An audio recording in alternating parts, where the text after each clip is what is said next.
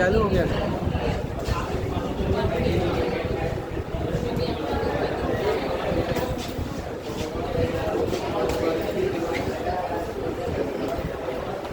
ये देखिए अगला क्वेश्चन जो हमारा दिया हुआ है, एक रिएक्शन दिया हुआ है, इसमें पूछ रहा है कि वाटर कैसा बिहेव करेगा। ठीक है, वाटर हमारा कैसा बिहेव करेगा। अब यहाँ पे देखिए एक वाटर क्या, ये वाटर है, दो वाटर है, दोनों वाटर मिलकर हाइड्रोनियम आयन बना रहा है। यहाँ से एक वाटर एक अपना H+ आयन डोनेट कर रहा है और एक एक्सेप्ट कर रहा है। अगर हम यहाँ पे अगर इसको हम डोनेट कराएं, अगर यहाँ से H+ आयन डोनेट होगा तो यहाँ पे क्या बनेगा, OH-, ये हमारा बन जाएगा OH-। और अगर ये एक H+ आयन एक्सेप्ट कर रहा है तो ये हमारा हाइड्रोनियम आयन बनेगा। ठीक है, यही रिएक्शन में दिया हुआ है। हमने एक चीज पढ़ाया था, क्रॉस लोरी कॉन्सेप्ट, उसमें हमने बताया था कि जो एसिड होते हैं वो क्या करते हैं, वो डोनेट करते हैं H+ आयन, और जो बेस होते हैं वो एक्सेप्ट करते हैं, वो एक्सेप्ट करते हैं H+ आयन। ठीक, तो यहाँ पे देखिए जो डोनेट कर रहा है, डोनेट ये वाला वाटर कर रहा है। ठीक, डोनेट इसने किया H+ आयन तो बनाया क्या, OH-। तो ये हमारा क्या होगा, ये हमारा एसिड होगा, और ये H+ आयन एक्सेप्ट कर रहा है, ये हमारा होगा बेस। ठीक, वाटर हमारा आप कैसा बिहेव करेगा, एसिड और बेस की तरह।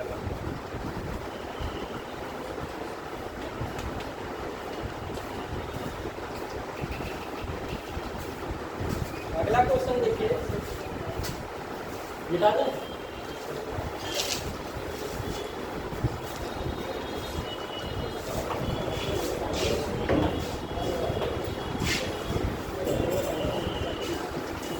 अगला क्वेश्चन दिया हुआ है, which of the following is weakest base?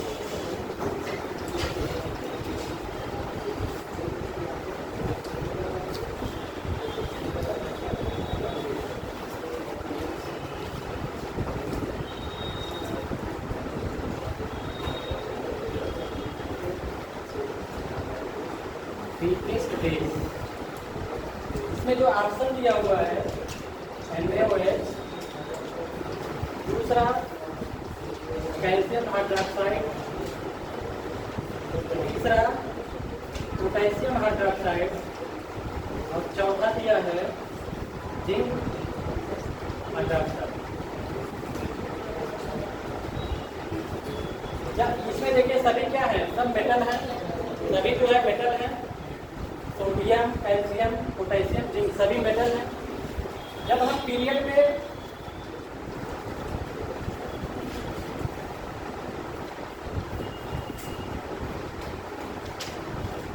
Basic character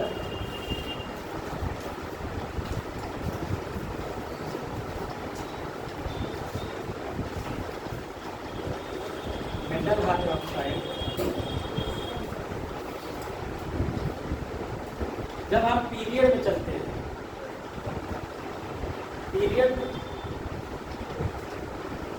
जब हम पीरियड में चलते हैं तो क्या होता है, डिक्रीज करता है।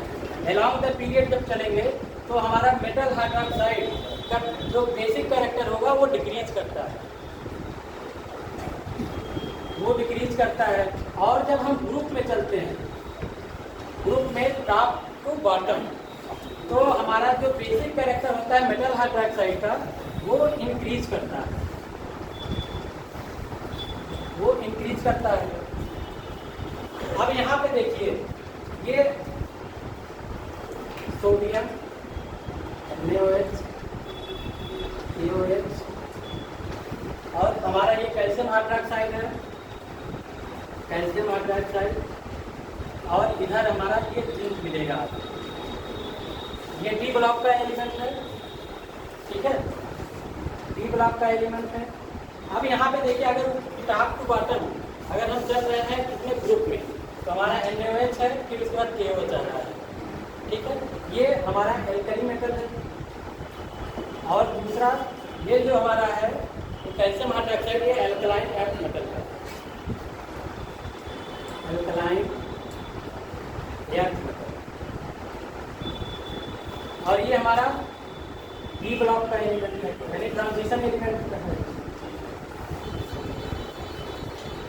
ट्रांजिशन एलिमेंट है। ठीक, तो अब हम यहाँ पे देखेंगे टॉप टू बॉटम, इसका जो है किसका इंक्रीज करेगा, इसका सबसे ज़्यादा होगा। ठीक है, ये हमारा किसमें है, ये हमारा पीरियड के आगे जब हम बढ़ेंगे तो सेकेंड ग्रुप पे आएगा। ठीक है, एल्कनाइन अर्थ मेटल पीरियड इसका उससे कम होगा, लेकिन यहाँ पे इसका जो NaOH का होगा इससे जो है इसका सबसे ज़्यादा है, उसके बाद इसका होगा, फिर हमारा इसका होगा, उसके बाद ये हमारा इसका होगा। इसका अगर हम इंक्रीजिंग ऑर्डर देखते हैं,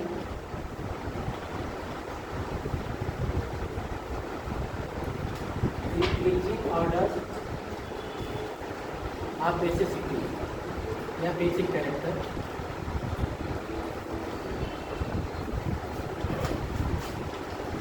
तो हमारा सबसे ज़्यादा होगा ये OH का, उसके बाद NaOH का, उसके बाद कैल्शियम हाइड्रोक्साइड का होगा, सबसे कम होगा किसका, जिंक का, जिंक हाइड्रोक्साइड का। और ये एक तरीके से एम्फोटेरिक का काम करता है। ठीक है, ये एम्फोटेरिक भी होता है, एम्फोटेरिक नेचर में शो करता है। सबसे ज़्यादा हमारा किसका होगा, KOH का, क्योंकि हम जब ग्रुप में चलते हैं ऊपर से नीचे तो हमारा मेटल का जो बेसिक कैरेक्टर होता है वो इंक्रीज करता है। ठीक है,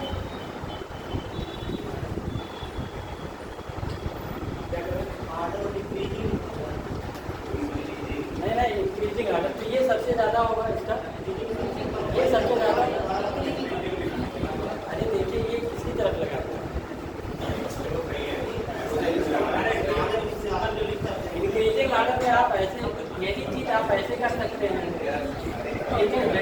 का ऐसे भी कर सकते हैं, ये आप इधर लगा सकते हैं। देखिए अगर आप ऐसे कर रहे हैं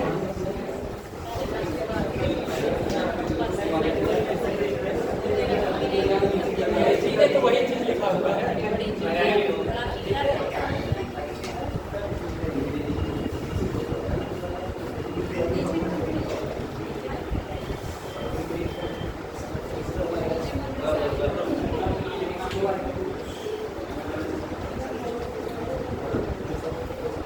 नंबर क्वेश्चन कह रहा है, in a rock salt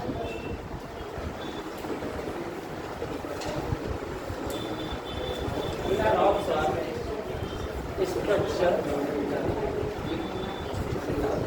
each chlorine ion is surrounded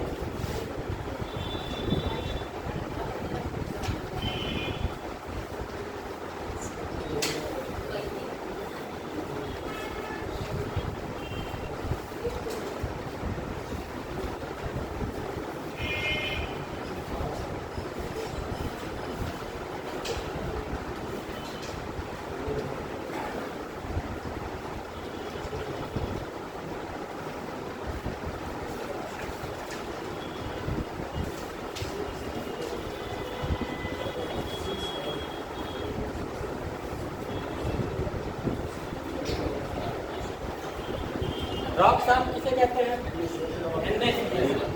ठीक है, NaCl को हम कहते हैं रॉक साल्ट। आप इसका अगर स्ट्रक्चर बनाएं,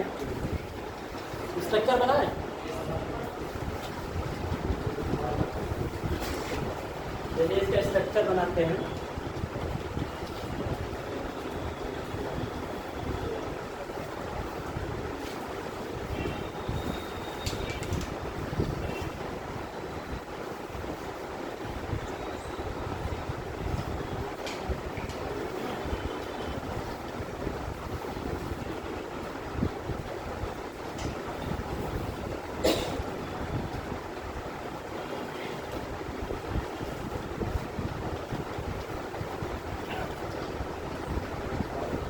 अब देखिए जितने भी कार्बन हैं सब पे हम क्लोरीन आयन लगा देते हैं, क्लोरीन एटम को लगा देते हैं। क्लोरीन एटम को हम जो है ऐसे एकदम सॉलिड बना रहे हैं।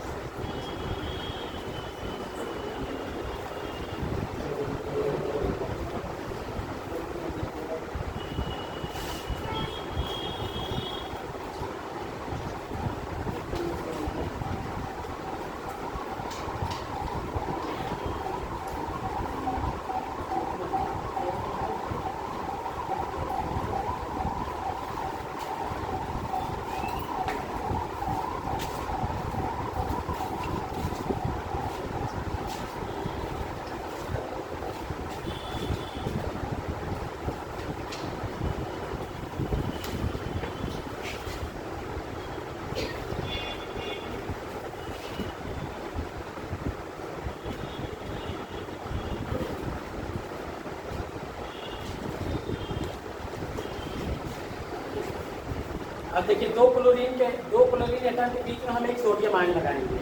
सोडियम हम इसको स्क्वायर के रूप में ऐसे बोलने के लिए, ठीक है। यहाँ पे दो सोडियम है, दो क्लोरीन है, यहाँ पे एक सोडियम, यहाँ पे देखिए इसके और इसके बीच में एक सोडियम, यहाँ पे और इसका जो मिड पॉइंट है, इसका और इसका मिड पॉइंट ये है, यहाँ पे एक सोडियम आयन, ठीक। यहाँ पे और इसके बीच में देखिए मिड पॉइंट इसका क्या बनेगा, ये बनेगा, यहाँ पे एक सोडियम आयन लगा दें। इसके और इसके बीच में दो क्लोरीन एटम है, इसके बीच में एक सोडियम आयन। अब देखिए ये और ये हमारे दोनों क्या है, ये क्लोरीन है, ये भी क्लोरीन है, इसके बीच में एक सोडियम आयन, ठीक है। अब देखिए ये और ये हमारा दो सोडियम आयन है, इसका जो मिड पॉइंट होगा ये होगा, ये वाला होगा, यहाँ पे हमारा एक क्लोरीन आयन आएगा, ठीक। ये देखिए इसके और इसके ये क्या है, दोनों सोडियम आयन है, इन दोनों का मिड पॉइंट हमारा ये होगा, यहाँ पे क्लोरीन, ये और ये दोनों क्लोरीन एटम है, इनके मिड पॉइंट ये होगा, यहाँ पे एक सोडियम आयन, ये दो सोडियम है, इनके बीच में एक क्लोरीन, ये देखिए ये हमारा दो क्लोरीन है, इनके बीच में एक सोडियम आयन यहाँ पे आएगा, ठीक है।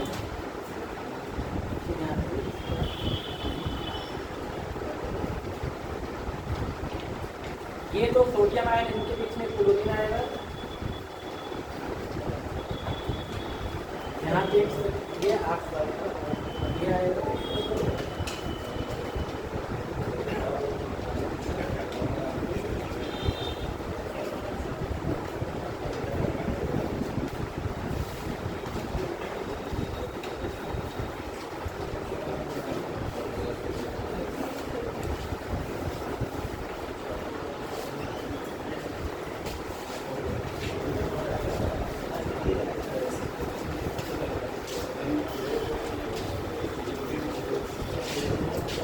देखिए ये बन गया है किसका, ये NaCl का स्ट्रक्चर है, ठीक है। ये NaCl का स्ट्रक्चर है। अब इससे पूछा है कि अगर जैसे क्लोरीन आयन कितने, और एक यहाँ पे क्या होता है, एक बाहर निकला रहता है। जैसे अगर हम इस जो है इसकी बात करें तो एक जो है एक एटम बाहर निकला रहता है इसका। अब इसको हम देखेंगे कितने से सराउंडेड है। अगर हम ये देखिए, ये हमारा सोडियम है, ठीक, ये हमारा सोडियम है। अगर इसको देखें कितने क्लोरीन आयन से ये घिरा हुआ है, देखेंगे 1 2 3 4 5 और 6, ठीक। ये 6 क्लोरीन से घिरा होता है, इसी को हम कहते हैं इसका कोऑर्डिनेशन नंबर, ठीक है। 6। अब यहाँ पे क्लोरीन की बात अगर करेंगे तो वो आपको 5 ही दिखेगा, लेकिन एक क्लोरीन एटम बाहर निकला रहता है, वो हम शो नहीं करते।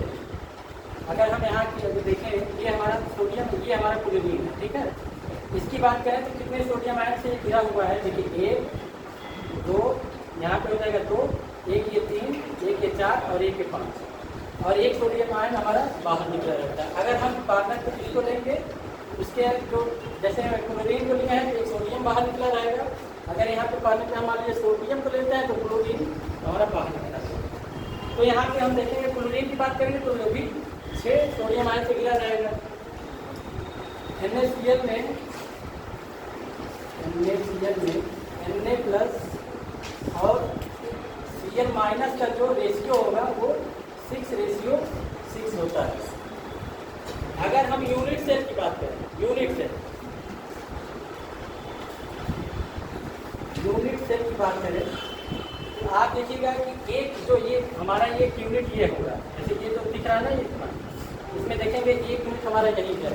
इसमें आप देखिए कि अगर क्लोरीन है या सोडियम है वो कितने आयनों से घिरा हुआ। यहाँ पे देखिए ये हमारा क्लोरीन है, ठीक है, ये हमारा क्लोरीन है। अब देखिए कितने सोडियम से घिरा हुआ है, एक सोडियम यहाँ पे है, एक सोडियम ये, एक सोडियम ये, एक सोडियम ये, 4 जो है सोडियम से घिरा हुआ है, कौन, क्लोरीन आयन। अगर यूनिट सेल की बात करता है तो यूनिट सेल की बात करेगा तो ये जो रेशियो होता है Na प्लस और Cl माइनस का, ये 4:4 होता है। ठीक है, 4:4 होता है। इसमें एक क्वेश्चन और पूछता है,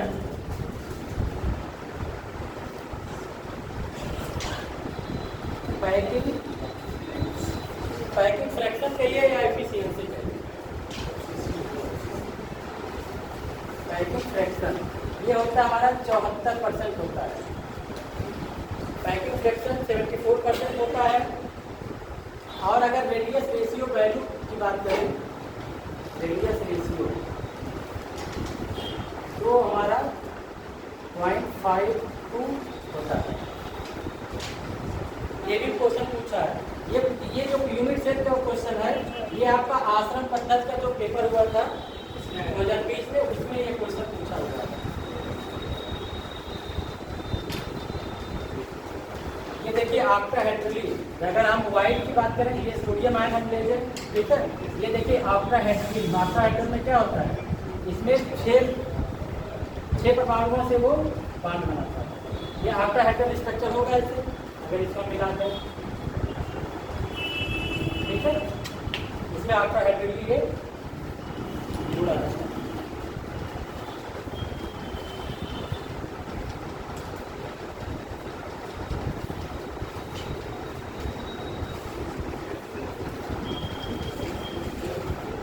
देखिए अगर इसी में देखिए और भी, अगर मान लीजिए पीजीपी वालों के लिए अगर इसको मिला दें,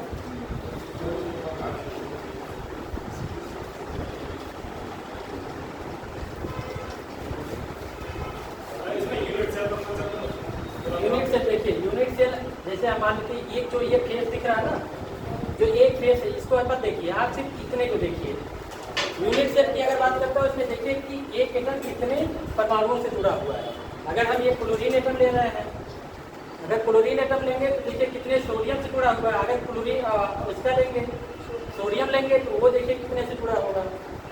अगर यहाँ पे सोडियम की हम लेंगे, इस केस में आप देखेंगे 1, 2 और 1, 3 और एक हमारा बाहर निकला रहता है, ठीक है। वो एक हमारा बाहर कहीं भी, यहाँ पे देख लीजिए, यहाँ पे अगर इसकी बात करें, यहाँ पे देखिए मैंने एक बाहर निकाला हुआ है। यहाँ पे देखेंगे तो एक, अगर 1, 2, 3, ये हमारा क्लोरीन है। ये क्लोरीन का तो यहाँ पे दिख रहा है। हमारा सोडियम आयन का हम देखेंगे, सोडियम आयन यहाँ पे, अगर हम यहाँ पे देखें तो हमारा 1, 2, 3 और एक इसके सामने बाहर, जैसे 3D स्ट्रक्चर में रहेगा तो वो बाहर एक निकला रहता है, इसको हम शो नहीं कर पाते हैं।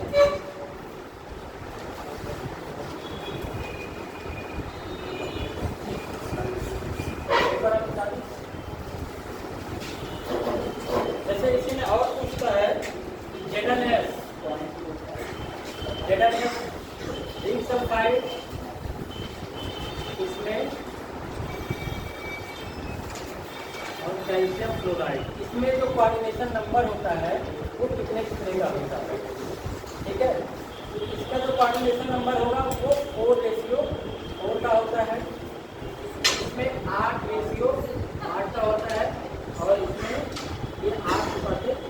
ये हमारा 2000 PCS 2015 में पूछा हुआ है कि इसमें कोऑर्डिनेशन नंबर कितना कितना है।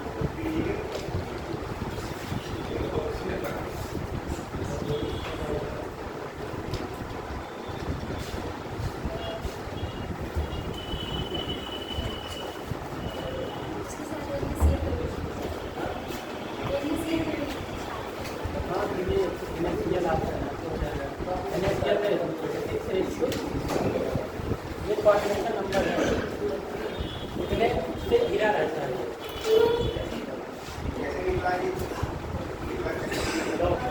ये देखिए आप यहाँ से इस पे NaCl का स्ट्रक्चर आप देख बनाए ना, उसमें आप देखेंगे कितने ये घिरा हुआ है।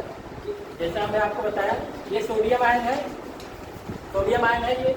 यहाँ पे देखिए कितने क्लोरीन एटम इसको घेरे हुए हैं, तो वही हमारा कोऑर्डिनेशन नंबर होता है। वही कितने, क्योंकि ये जो हमारा सोडियम है कितने से ये घिरा हुआ है, सराउंडेड कितने से। वैसे इसमें जब हम निकालेंगे, इसका जब स्ट्रक्चर बनाएंगे, तो इसमें देखेंगे Zn2 प्लस और ये 2 माइनस, इसमें जो रेशियो होगा इन दोनों का रेशियो होगा ये 4:4 का होगा। एक एटम 4 जो है सल्फाइड आयन से जुड़ा होगा, ठीक है। ऐसे इसमें हम देखेंगे, इसमें जो रेशियो होगा ये 8:8 का होगा। अगर सीटियम है वो कितने क्लोराइड आयन से घिरा होगा, वो 8 क्लोराइड आयन से घिरा होगा।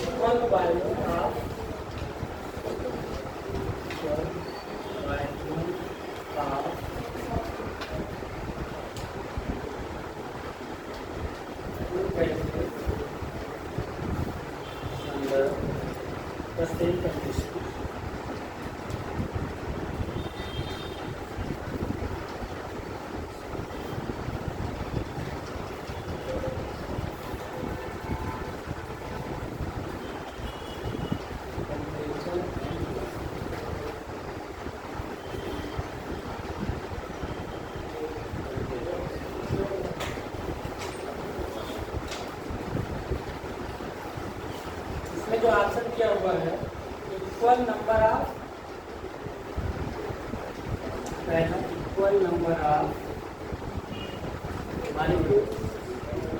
अगर क्लास में जिन लोगों को बात करनी हो बाहर जाके बात करके तो अंदर आए।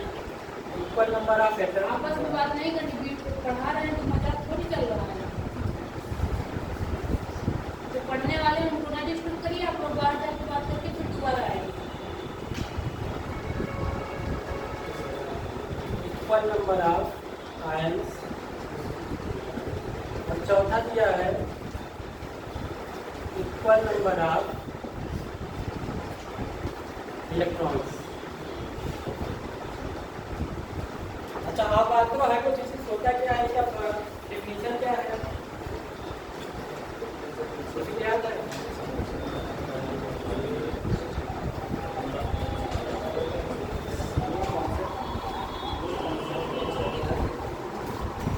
चलिए हम बताते हैं। कह रहा है कि अवोगाद्रो हाइपोथेसिस जो होता है उसका जो डिफिनेशन है, कहता है कि at constant temperature and pressure, ठीक है, equal number of value of two gases contain number of molecules, ठीक है।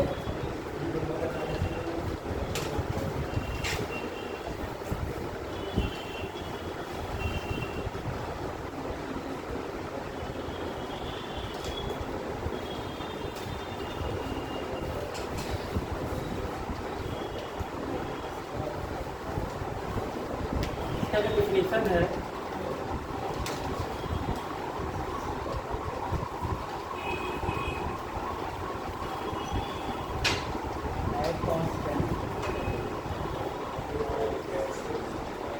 temperature and pressure equal number of value contains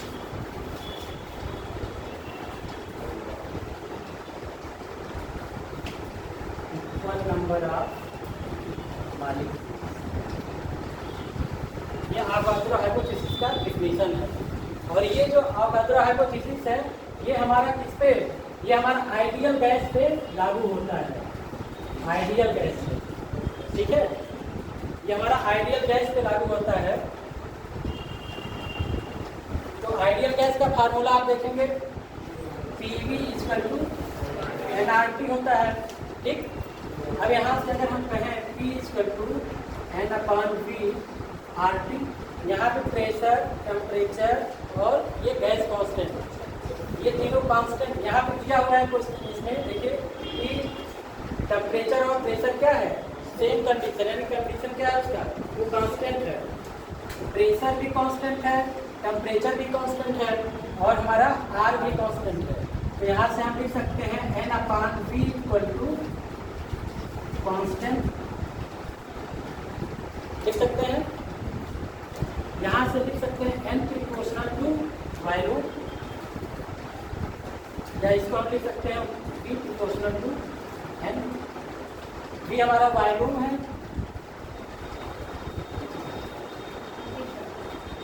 ये हमारा वॉल्यूम है, ठीक। और ये हमारा नंबर ऑफ मोल्स कहिए या नंबर ऑफ मॉलिक्यूल कहिए। और बात हाइपोथेसिस हमारा कहता है कि इक्वल नंबर ऑफ मॉलिक्यूल के बराबर होता है।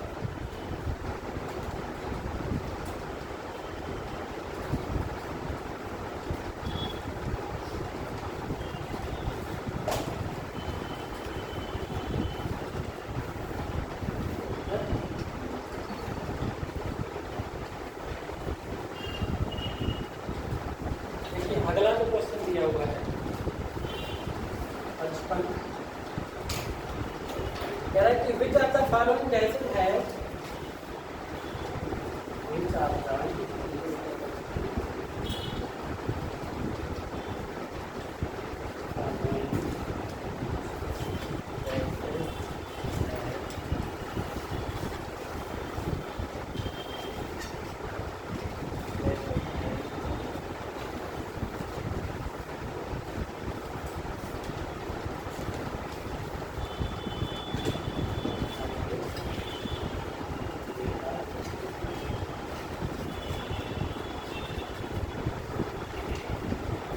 कौन सा ला है, रेट ऑफ डिफ्यूजन की बात क्यों करता है, ग्राहम का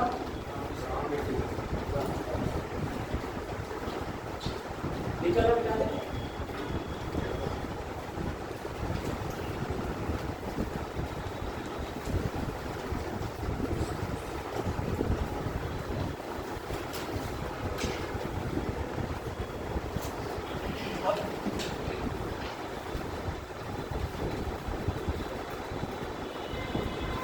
ग्राहम सलाह होता क्या है? ऐसा स्पीड जिसमें हायर कंसंट्रेशन से लो कंसंट्रेशन को स्प्रेड आउट करने के लिए लंबा इसमें होता है, वो हमारा डिफ्यूजन। इसमें कहते ग्राहम सलाह का डिफिनीशन है, वो कहते हैं कि रेट ऑफ डिफ्यूजन और डिफ्यूजन, रेट ऑफ डिफ्यूजन और diffusion are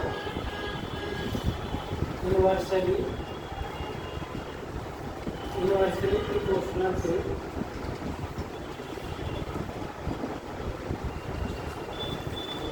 square root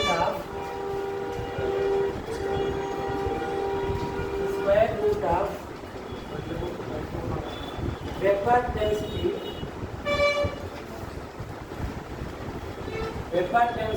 or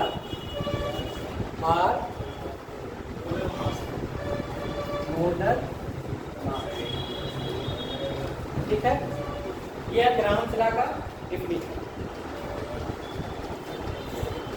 अच्छा, इसमें डिफ्यूजन और इफ्यूजन की बात की है। डिफ्यूजन क्या होता है, डिफ्यूजन क्या होता है? डिफ्यूजन वो होता है कि कितनी तेजी से, हाँ, क्या डिफ्यूजन क्या है? वही होता है, वो बता रही थी। डिफ्यूजन वो है जो कितनी, उसका रेट बताते हैं कि कितनी तेजी से वो गैस मोलर मास से निकलता है, उसको इफ्यूजन कहते हैं। और डिफ्यूजन जो कंसंट्रेशन वाला पहले बताया था उसको। अच्छा, देखिए हम बता रहे हैं, जैसे अगर ये कोई कंटेनर है,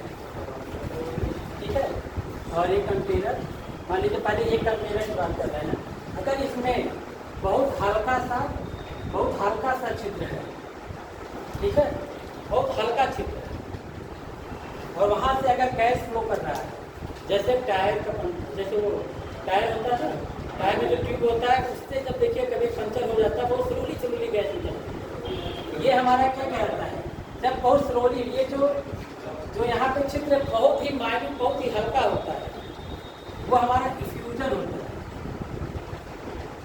ठीक, डिफ्यूजन की बात करते हैं, जैसे मान लीजिए ये कोई कंटेनर है और दूसरा कंटेनर ये है, ठीक, इसमें क्या है, बहुत ज़्यादा गैसें भरी हुई है, इसका कंसंट्रेशन क्या है, बहुत ज़्यादा हाई है, इसका कंसंट्रेशन हाई है और इसका कंसंट्रेशन बहुत कम है।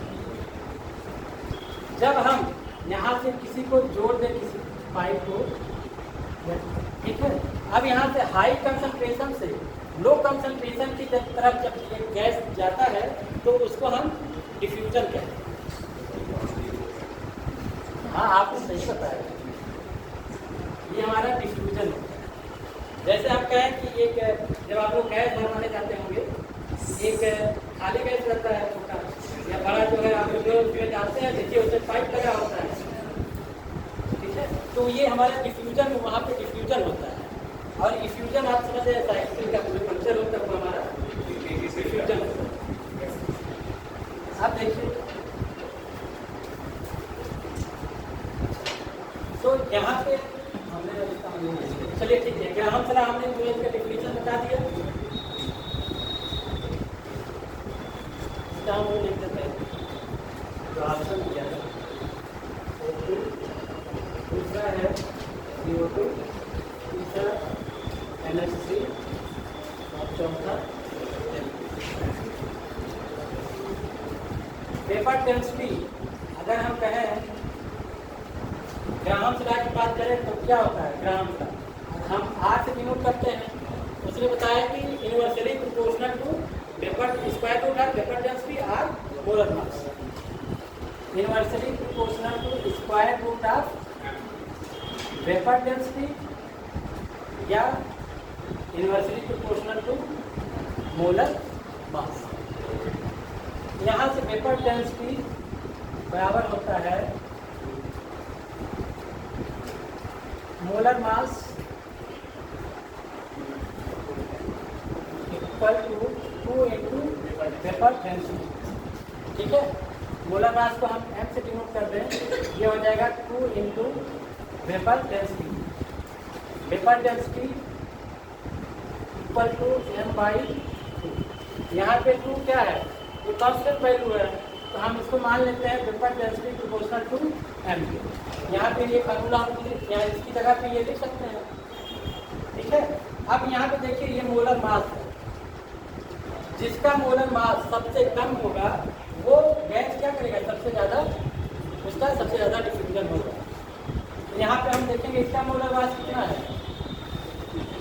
इसका 32 है, इसका कितना होगा, इसका कितना है, कितना होगा 17, और इसका ये हमारा मोलर मास। इसमें मोलर मास किसका सबसे कम है, क्योंकि ये देखिए इसमें जो डिफ्यूजन की बात किया है 1/√m, जिसका m वैल्यू सबसे कम होगा उसका जो है रेट ऑफ डिफ्यूजन सबसे ज़्यादा होगा। तो यहाँ पे देखिए इसका मोलर मास कितना है, 17 है, यानी सबसे कम ये है, इसका डिफ्यूजन सबसे ज़्यादा होगा।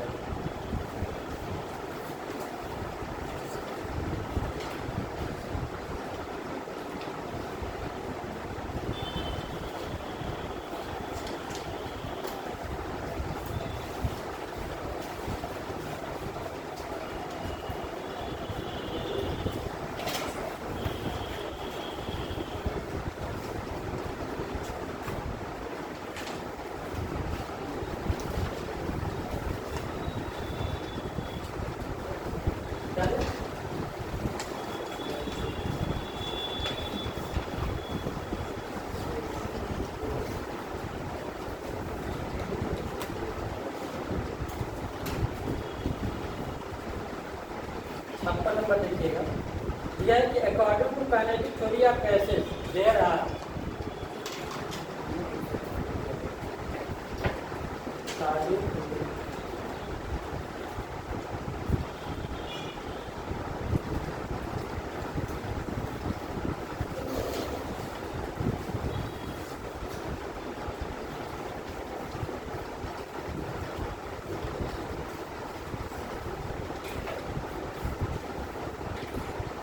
चार ऑप्शन दिया हुआ है। पहला दिया है कि इंटरमॉलिक्यूलर अट्रैक्शन, इंटरमॉलिक्यूलर अट्रैक्शन। दूसरा दिया हुआ है मॉलिक्यूल्स है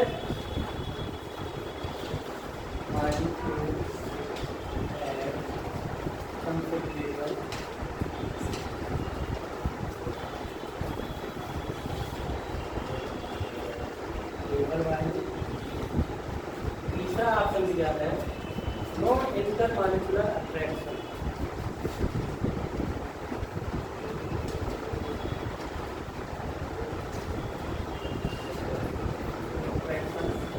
चौथा ऑप्शन दिया है the velocity of molecule, the velocity of molecule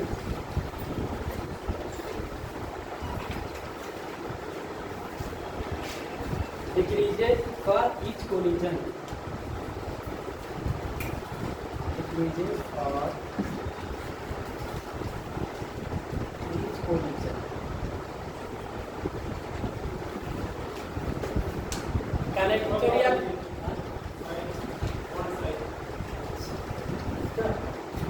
छोटा हो गया।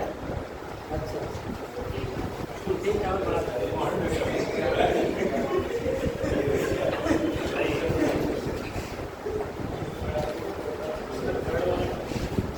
हम देखते हैं। अगर मान लीजिए कोई एक कंटेनर है, इसका आंसर निकालते हैं। अगर कोई कंटेनर है, मान लीजिए इसमें गैस के मॉलिक्यूल, ठीक है, तो गैस के मॉलिक्यूल जब भी कहीं, जैसे ये कमरा है, यहाँ पे गैस के मॉलिक्यूल का गैस को यहाँ छोड़ दें तो ये क्या करते हैं, ये पूरे में फैल जाते हैं। तो यहाँ पे कोई क्या, यहाँ पे किसी का अट्रैक्शन है? अगर इस मॉलिक्यूल की बात करें तो ये क्या होगा, ये कभी यहाँ जाएगा, कभी यहाँ टकराएगा, कभी यहाँ टकराएगा, कभी यहाँ, कभी इसमें टकराएगा, कभी जाके यहाँ पे टकराएगा, फिर यहाँ से यहाँ जाएगा, ऐसे टकराता रहता है। ठीक जाएगा, ये चलता है। यहाँ पे इसके ऊपर कोई अट्रैक्शन, इसके पास कोई अट्रैक्शन नहीं है। जैसे अगर मान लीजिए अगर ये सॉलिड रहता, सॉलिड के मॉलिक्यूल क्या होते हैं, बहुत पास होते हैं, एक दूसरे से ये जुड़े रहते हैं, वहाँ पे अट्रैक्शन होता है। लेकिन यहाँ पे गैस मॉलिक्यूल में कोई अट्रैक्शन होता नहीं है। तो पहला तो दिया है कि इंटरमॉलिक्यूलर अट्रैक्शन, कोई मॉलिक्यूल का कोई अट्रैक्शन यहाँ पे नहीं है। कह रहा है कि मॉलिक्यूल है कंसिडरेबल वॉल्यूम। यहाँ पे देखिए, अगर हम यहीं पे बात करें वॉल्यूम, जैसे जो ये गैस मॉलिक्यूल है, ठीक है, मान लीजिए गैस मॉलिक्यूल, इसका वॉल्यूम अगर पूरे कमरे में है, छोटा सा कहीं है, उसका वॉल्यूम हम लें, और अगर कहीं उसका, अगर सभी जितने भी गैसेज हैं, मान लीजिए कि ढेर सारे गैसेज हैं, इन सबको पकड़ के हम एक जगह ले, मान लीजिए कि यहाँ पे ला के सबको यहाँ पे रखते हैं, ठीक है, सभी जितने भी मॉलिक्यूल हैं सबको हम पकड़ के लाए, कहाँ रखिए, एक कॉर्नर पे कहीं जो है ला के रखिए। तो क्या इसका जो वॉल्यूम है, इसकी तुलना में, जैसे जो गैस मॉलिक्यूल का वॉल्यूम है और जो ऑक्युपाइड, जैसे जो घेरा हुआ है, ठीक है, इसकी तुलना में इसका मॉलिक्यूल का वॉल्यूम जो है क्या होगा, निग्लेजिबल होगा, उसका कोई वैल्यू नहीं होगा। जैसे मान लीजिए यहाँ पे हम कहें कि ये 10 माइक्रोन का है, ठीक, और यहाँ पे बहुत 0.0008, क्योंकि यहाँ पे लगभग मान लीजिए बहुत ढेर सारे मॉलिक्यूल हमने क्या किया, जितने भी मॉलिक्यूल थे गैस मॉलिक्यूल, इन सबको ला के यहाँ पे बंद कर दिया। तो यहाँ पे लगभग होगा इसका 0.000 माइक्रोन के लगभग होगा, तो वो निग्लेजिबल माना जाता है। गैस मॉलिक्यूल का जो वॉल्यूम होगा वो निग्लेजिबल होगा, वो कंसीडर नहीं किया जा सकता। ठीक है, तो यानी कि ये भी गलत है और ये भी गलत है। अब इसकी बात करते हैं। कह रहा है कि अगर the velocity of the molecule decreases for each collision, चलिए जैसे ये मॉलिक्यूल है, ठीक है, अगर ये गैस मॉलिक्यूल का अगर ये वेलोसिटी इसकी है, क्योंकि ये मूव करते रहते हैं, अगर उसके पास वेलोसिटी है तो यानी कि उसके पास क्या होगा, मास भी कुछ ना कुछ होगा, होगा कि नहीं होगा। अगर कोई पार्टिकल मूव कर रहा है तो उसके पास वेलोसिटी है, तो वेलोसिटी होगी तभी वो घूम रहा है, और कुछ ना कुछ उसके पास मास भी होगा। तो अगर वेलोसिटी है और मास भी है तो उसके पास काइनेटिक एनर्जी भी होगा। Kinetic energy equal to mv²। ठीक, अब हम देखते हैं जो हमारा काइनेटिक थ्योरी ऑफ गैसेस का फार्मूला होता है, PV = 1/3 mn वेलोसिटी, ये एवरेज वेलोसिटी, ये हमारा एवरेज वेलोसिटी, ये हमारा नंबर ऑफ मॉलिक्यूल, और ये मास ऑफ गैस। ठीक, अब इस फार्मूले से आगे हम अगर बढ़े हैं तो ये देखिए, ये क्या है, ये मास है और ये नंबर ऑफ मॉलिक्यूल है। हम पढ़ते हैं m × n बराबर मोलर मास, ये पढ़े हैं कि नहीं? एक मोलर मास इक्वल होता है mass into number of molecule.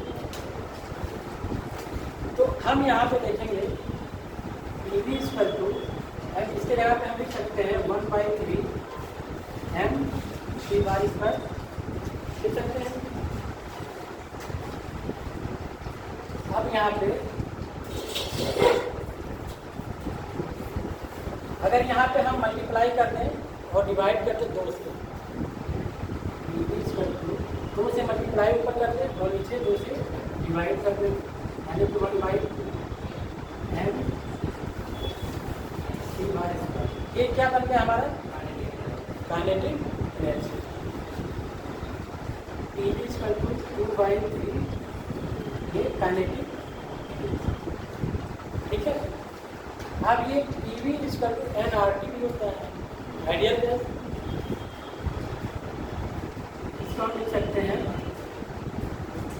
RP = 2/3 kinetic energy. लिख सकते हैं। R हमारा गैस कांस्टेंट है, तो यहाँ से हम ये भी कांस्टेंट है, ये भी कांस्टेंट है। यहाँ से हम लिख सकते हैं काइनेटिक एनर्जी प्रोपोर्शनल टू किसके, टेम्परेचर। अब यहाँ पे अगर हम टेम्परेचर देंगे, ठीक है, टेम्परेचर देंगे तो गैस के मॉलिक्यूल क्या होगा, बहुत तेजी के साथ मूव करेंगे। तो यहाँ पर उसके बाद ये भी यानी गलत है, क्योंकि उसके टक्कर पे क्या होता है, जब उसमें काइनेटिक एनर्जी है तो टक्कर के बाद, टक्कर अगर मान लीजिए करेगा यहाँ पे, क्योंकि ये फुल्ली इलास्टिक भी होता है। जो गैस मॉलिक्यूल होते हैं वो फुल्ली इलास्टिक होते हैं, और आज तक कोई फुल्ली इलास्टिक चीज़ें तो बनी नहीं है। फुल्ली इलास्टिक की चीज़ें हैं, अगर मान लीजिए कोई चीज़ है, अगर आप उसको यहाँ पे टक्कर देंगे तो वो हमेशा जो है टक्कर करता रहेगा। फुल्ली इलास्टिक है, आप लोग फिजिक्स तो पढ़े होंगे फुल्ली इलास्टिक क्या होता है। तो यहाँ पे ये ऑप्शन भी गलत है। अब कह रहे हैं कि नो इंटरमॉलिक्यूलर अट्रैक्शन।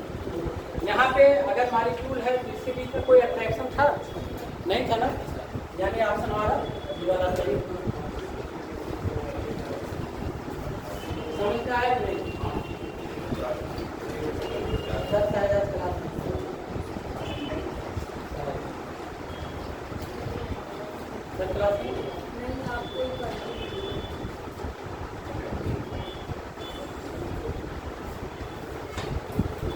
आगे देखते हैं 57 नंबर।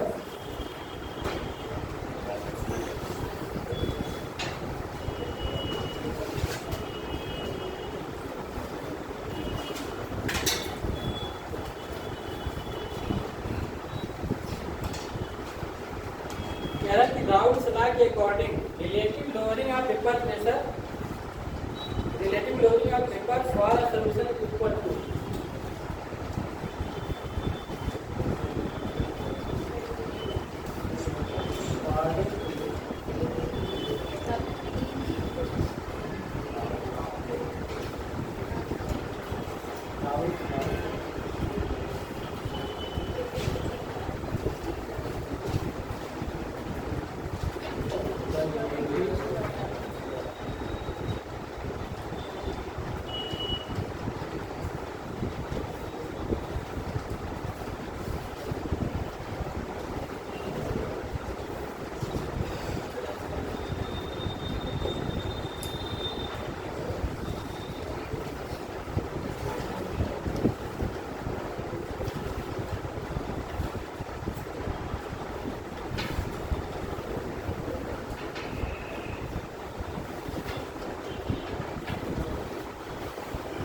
अच्छा, लोअरिंग ऑफ वेपर प्रेशर क्या होता है? अगर हम कहें, मान लीजिए वेपर प्रेशर, पहले वेपर प्रेशर जानिए क्या चीज़ होता है, ठीक है।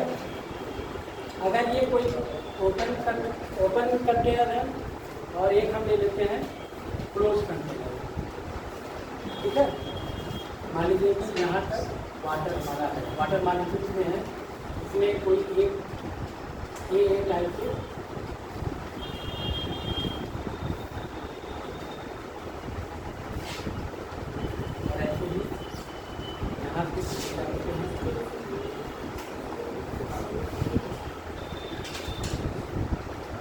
अच्छा, इसमें बताइए कौन जो है पहले जो है पेपर कौन वेपराइज होगा सबसे पहले, कौन वेपराइज होगा?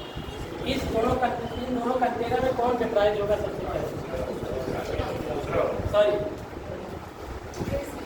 कौन इसमें ये बताइए, जो ये मॉलिक्यूल है यहाँ एक सरफेस पे है और एक इसके नीचे है, यहाँ पे कौन सबसे पहले वेपराइज होगा? नीचे वाला। सबसे पहले कौन जो है वेपराइज कौन होगा? जो सरफेस पे होता है वही हमारा क्या होता है? वेपराइज होता है, वो वेपर के रूप में बाहर निकलता है, ठीक है। क्यों होता है? देखिए यहाँ पे ये जो मॉलिक्यूल है, यहाँ पे क्या होगा, इसको चारों तरफ से कोई ना कोई ऊपर नीचे कोई ना कोई खींच रहा होगा, ठीक है, क्योंकि यहाँ पे इंटरमॉलिक्यूलर अट्रैक्शन लगता है। यहाँ पे जब आप देखेंगे, यहाँ पे जो सरफेस वाले जो एलिमेंट है या मेटल है, उस क्या होगा, मॉलिक्यूल है, वो उसको सिर्फ नीचे के ही लोग खींचेंगे, ऊपर से तो कोई अट्रैक्शन लग नहीं रहा है। जब हम टेम्परेचर देते हैं तो वो क्या होगा, वेपराइज होगा, ठीक है। अब यहाँ पे ये तो हो गया क्या, वेपराइजेशन, लेकिन यहाँ पे दिया है कि वेपर प्रेशर कब बनेगा? क्या ओपन कंटेनर में प्रेशर बनेगा? हमारा बनेगा कहाँ? Close container. अब यहाँ पे अगर वेपराइजेशन हो रहा है तो यहाँ पे दो चीजें हैं, ये देखिए, ये वेपर में पहले कन्वर्ट होगा, ठीक है। अगर कोई लिक्विड है, ठीक, ये इसमें कन्वर्ट होगा वेपर, ठीक है। और ये क्लोज कंटेनर है, तो यहाँ पे एक चीज और होता है साथ साथ, क्या, कंडेंसेशन। यहाँ पे साथ साथ कंडेंसेशन भी होता है, यानी कि अगर ये लिक्विड से वेपर बन रहा है तो वो वेपर से फिर लिक्विड भी बनेगा, यानी कि क्या है, इक्विलिब्रियम में आ गया,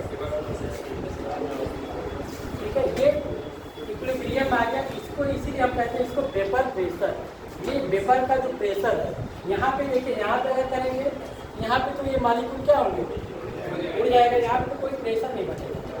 एक कंडीशन ये भी होता है कि जो वेपर प्रेशर होता है किसमें, क्लोज कंटेनर में होता है, और वहाँ पे हमारा क्या होता है, एक इक्विलिब्रियम क्रिएट होता है,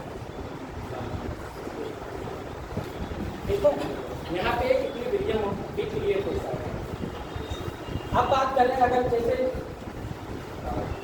राउल्स लॉ के अकॉर्डिंग,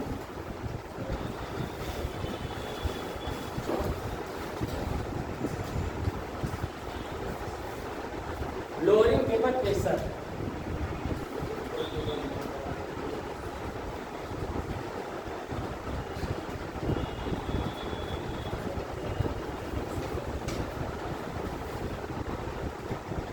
अगर यहाँ पे ये क्या है, वोलेटाइल, वोलेटाइल, और ये अगर इसमें हम कोई नॉन वोलेटाइल एक कोई मिला दें, जैसे वोलेटाइल में क्या आएंगे,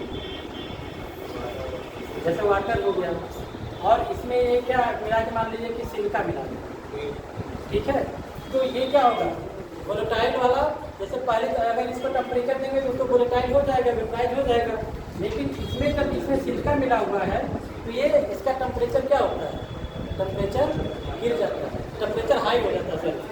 जैसे अगर ये मान लीजिए कि 100 डिग्री सेंटीग्रेड पे बॉयल हो रहा है और ये तब होगा क्या 110, ठीक है। अब लोअरिंग पेपर प्रेशर का जो फार्मूला होता है P0 minus PS upon P0 equal to किसके होता है, mole fraction beta, mole fraction of solute, mole fraction of solute, ठीक है, mole fraction of solute. Mole fraction को हम कैसे दर्शाते हैं, जैसे मान लीजिए कोई अगर ए कोई है n अपान n, अगर मान लीजिए कोई ए है Na प्लस Nb, अगर मोल फ्रैक्शन आपको मान लीजिए इस कंटेनर का निकालना होगा, जैसे मान लीजिए कि इसमें A B और A B A B मान लीजिए कितने हैं, 3 मालिक्यूल हैं। अगर मोल फ्रैक्शन निकालना होगा तो कैसे निकालेंगे, मोल फ्रैक्शन ऑफ ए, अगर ए का निकालना होगा तो हम कैसे निकालेंगे, number of mole, number of mole of A में कितने हैं, 1 2 3, यानी कि नंबर ऑफ मोल ऑफ 3, और यहाँ पे टोटल इसको बोलेंगे total number of mole, Na plus Nb सबको ले लीजिए, यानी कि 1 2 3 4 5 6, अगर हम कहें 3 प्लस 3, ये हमारा मोल फ्रैक्शन ऐसे निकलता है, ठीक है। Number of mole of A upon number of mole of A plus number of mole of, इसी से कुछ और समझाना चाह रहे थे, ठीक है। तो इस क्वेश्चन का आंसर हमारा क्या होगा, मोल फ्रैक्शन ऑफ, चलो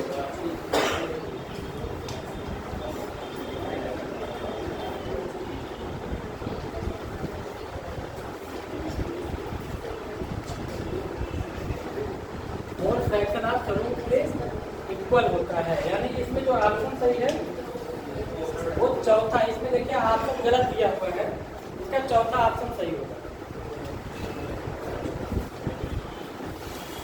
अगला क्वेश्चन भी इसी से रिलेटेड है, हम पूरा समझा रहे थे इसलिए कि अगर ये भी आ जाता और अगला भी आ जाता, लेकिन मैं उसने अच्छे समझा नहीं पाया, तो आगे मैं जरूर कोशिश करूँगा। अब यहाँ पे देखिए अगला जाकर क्वेश्चन हम देखें,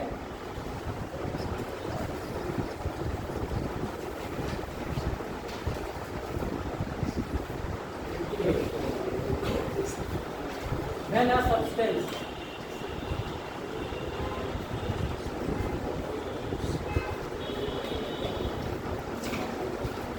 is dissolved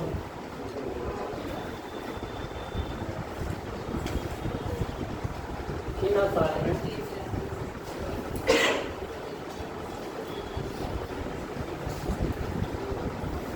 the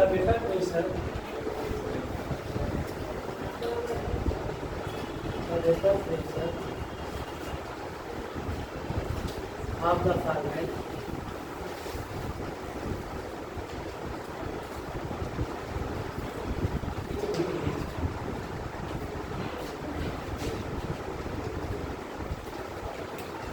is reduced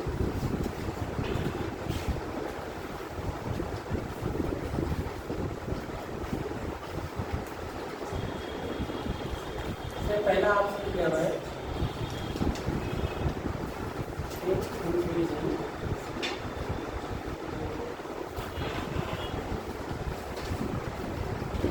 boiling point of solution, दूसरा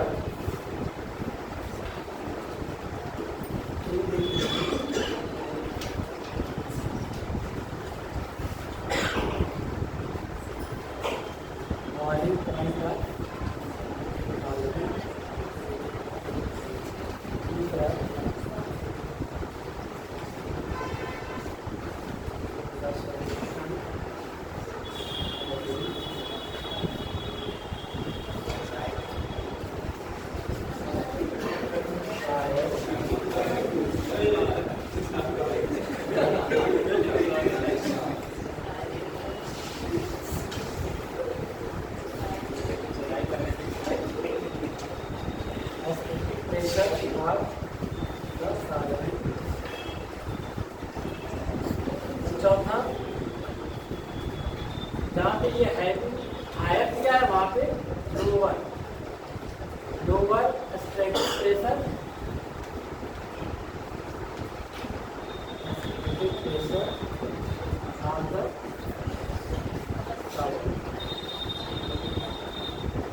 अच्छा, यहाँ पे अब देखिए हम जो आपको फार्मूला बता रहे थे, यहाँ पे अगर हम बोरिंग पेपर प्रेशर की बात किया, कह रहा है कि अगर जैसे देखिए अगर ये जो कंटेनर है, ठीक है, इसमें हम क्या किए हैं, इसमें मान लीजिए कि ए सिर्फ प्योर ए है, कोई आइटम है या सब कुछ है जो ये वोलेटाइल है, प्योर इसमें है। और अगर इसमें हम दूसरे कंटेनर में लें, इसमें क्या करते हैं कि हम अगर कोई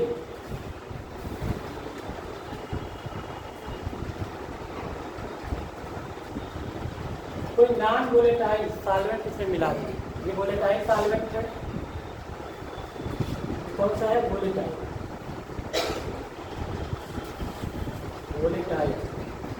और हम अगर मान लीजिए कि कोई भी नॉन वोलेटाइल सॉल्वेंट इसमें मिला दें, तो इसमें जब मिलाएंगे, देखिए ये होगा,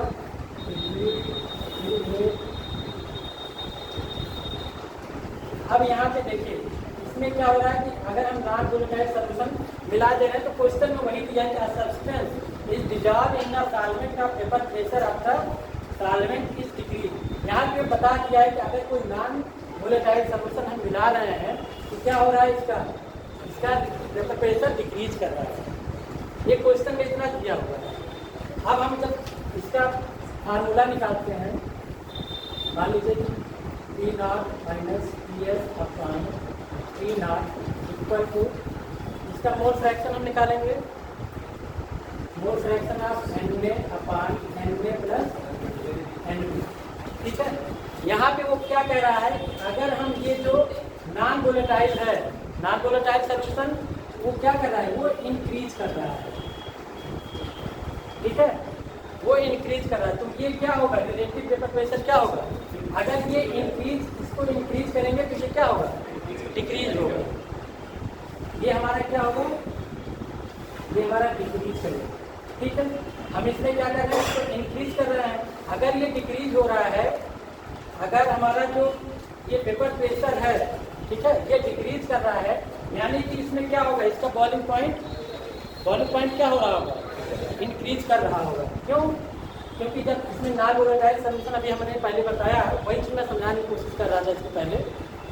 इसमें अगर हम जो है, जैसे हम कहें कि अगर ये वाटर है, ठीक है, वाटर, इसमें मान लीजिए वाटर है, और इसमें अगर हम सिलिका मिला दें, बालू मिला दें, ठीक है, तो इसका क्या होता है, पेपर प्रेशर या बॉइलिंग पॉइंट क्या होता है, बॉइलिंग पॉइंट हमारा हाई हो जाता है, होता है नहीं। तो वही चीज़ यहाँ भी कह रहा है कि अगर हम किसी, जैसे मान लीजिए कोई सब्सटेंस है, उसको हम नॉन वोलेटाइल इसमें मिला दें, वोलेटाइल सोल्यूशन में नॉन वोलेटाइल सोल्यूशन जब मिलाते हैं तो उसमें क्या होता है, उसमें ऑप्शन दिया हुआ है, कह रहा है कि on increasing boiling point of the solution, अगर हम इसको बढ़ा रहे हैं, नॉन वोलेटाइल सोल्यूशन को बढ़ा रहे हैं, यानी कि हमारा क्या हो रहा होगा, बॉइलिंग पॉइंट इंक्रीज कर रहा होगा, यानी कि यहाँ से पहला ही ऑप्शन इसमें सही है। ये समझे कि नहीं,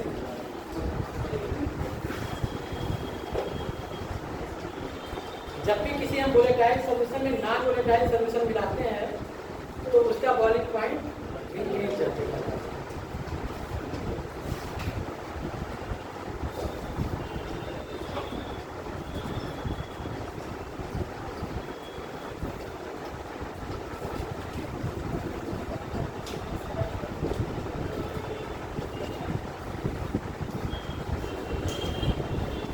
समझ में आ रहा है?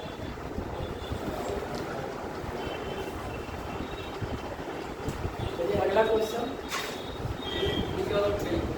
अच्छा ठीक है,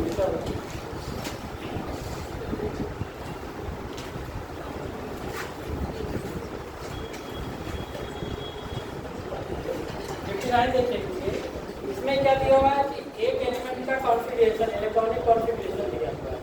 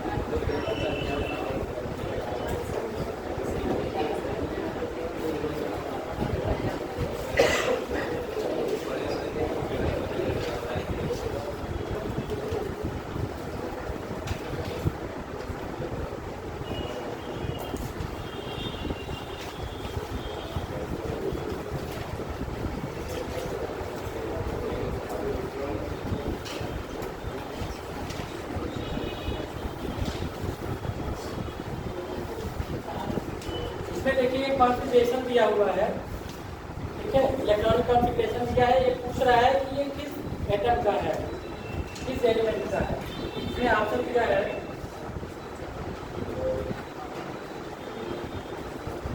नाइट्रोजन, दूसरा ऑक्सीजन, दूसरा क्या है क्लोरीन,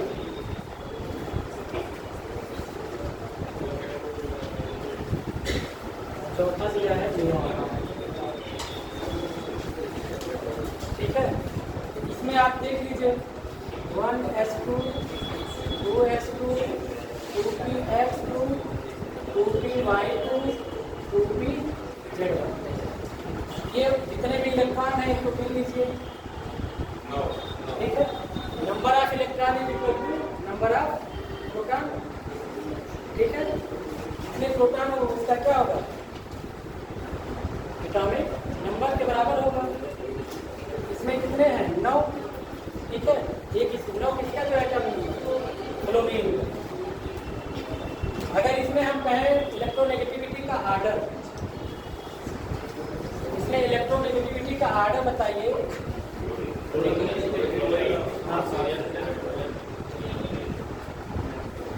ये हमारा फ्लोरीन का है। अगर हम यहाँ पे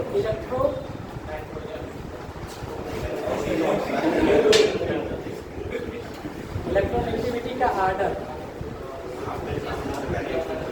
तो आर्डर क्या होगा, oxygen nitrogen, fluorine oxygen nitrogen.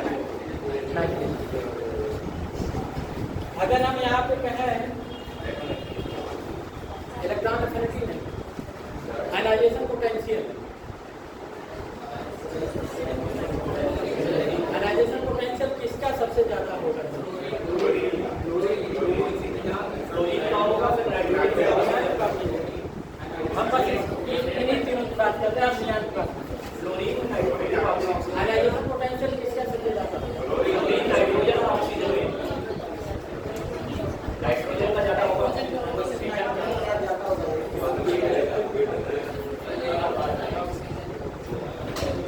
क्या इसमें क्या नौ किसका, क्या नहीं, हम इसकी बात नहीं कर रहे हैं, बस हम ये तीनों की बात, नाइट्रोजन इसमें तो फ्लोरीन और ऑक्सीजन नाइट्रोजन। इलेक्ट्रोनेगेटिविटी का आदत जो होगा यही होगा।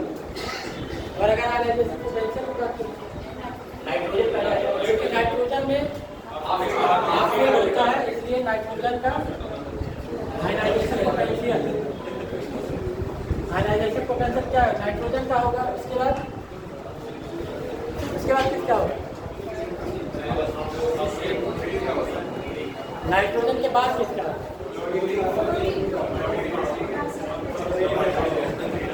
ठीक है। ये इसका आर्डर है।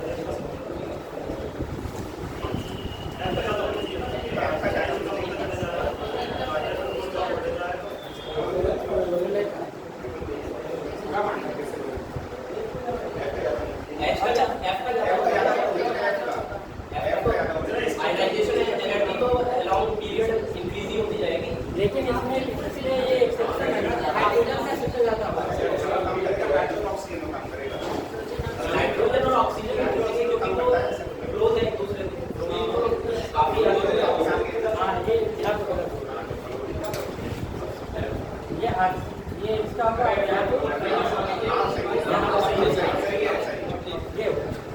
ये फ्लोरीन ज्यादा ही वो ध्यान रखिए ये चीज, क्योंकि ऑक्सीजन का जो है ज्यादा होगा, ऑक्सीजन से ज्यादा होगा नाइट्रोजन।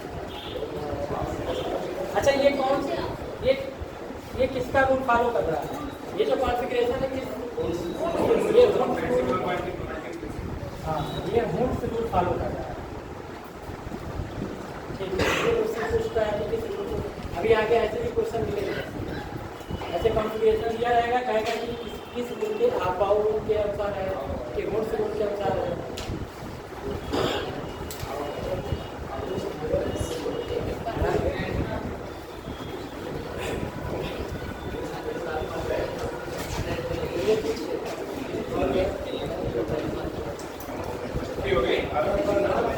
सर नहीं आएगी।